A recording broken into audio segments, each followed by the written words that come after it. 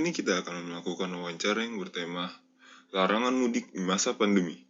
Virus corona pandemi global COVID-19 yang melanda segelintir negara di dunia ini secara tidak langsung telah berdampak besar bagi sejumlah aspek, mulai dari lingkungan, ekonomi, sosial, hingga mempengaruhi kondisi alam. Dalam hitungan bulan, virus corona telah hidup di antara masyarakat dunia. Virus yang pertama kali menyerang Wuhan, Cina, kini telah menelan ribuan korban dan membuat ratusan ribu lainnya itu sakit.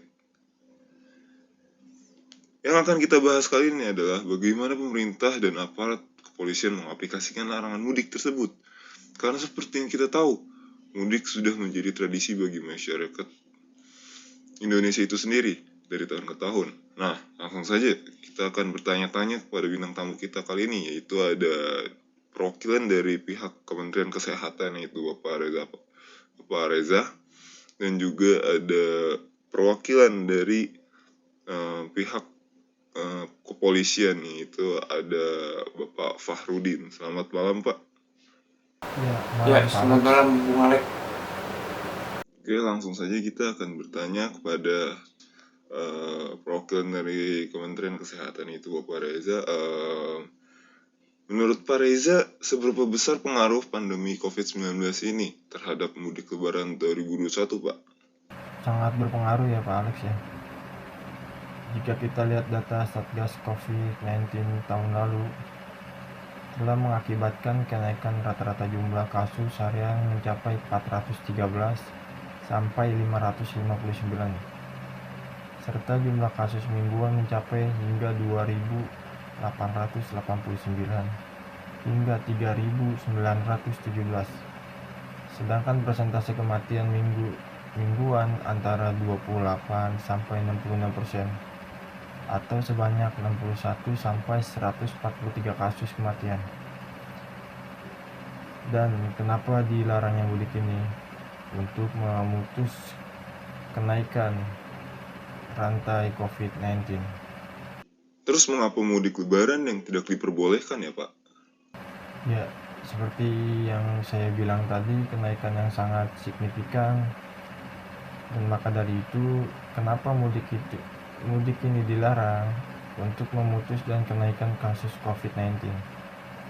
Lalu faktor apa saja yang menjadi pertimbangan larangan mudik di tahun 2021 ini, Pak? Pertama, berkaca pada tingginya orang yang terpapar COVID-19 pada libur panjang Januari atau usai libur Natal dan Tahun Baru. Kedua, terjadi lonjakan drastis pada Januari dan Februari 2021. Bahkan lonjakan kasus penularan terjadi secara berturut-turut dari hari ke hari. Apa saja upaya yang sudah dilakukan pemerintah untuk menanggulangi angka penyebaran COVID-19, Pak?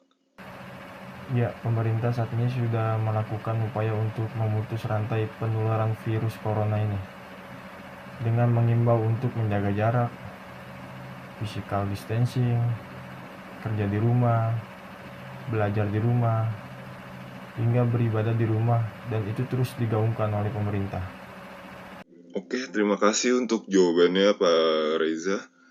Seperti yang kita dengar tadi dari Pak Reza, banyak juga faktor-faktor yang sudah dipertimbangkan dari pihak pemerintah sendiri.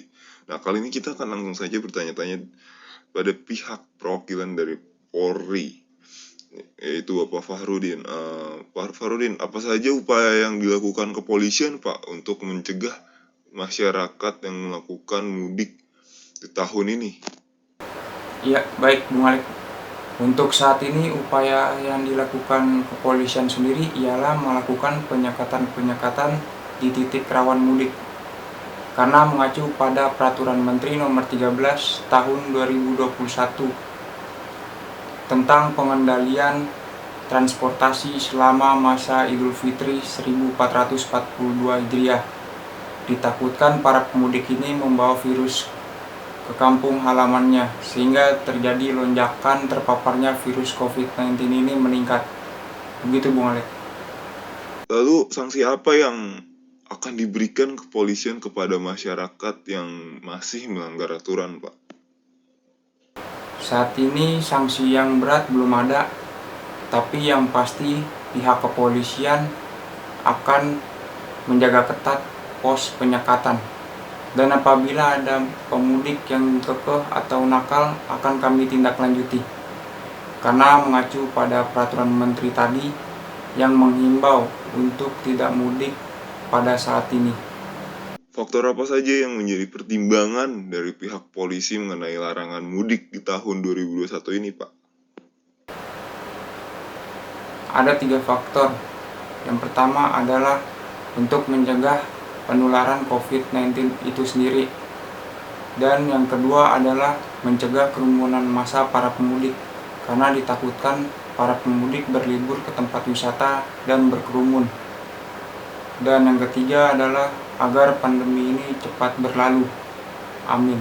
Oke, terima kasih jawabannya untuk Bapak Fahrudin. Saya rasa sudah cukup jelas ya jawaban dari kedua bintang tamu kita pada malam kali ini.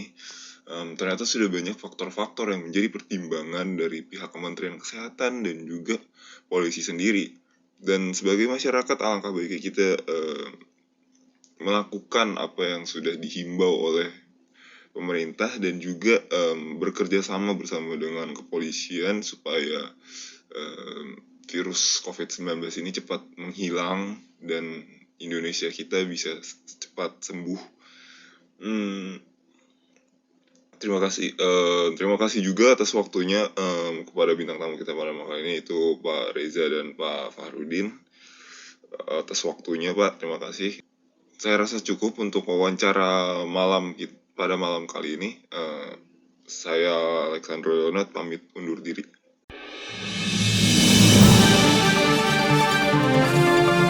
Audio Jungle.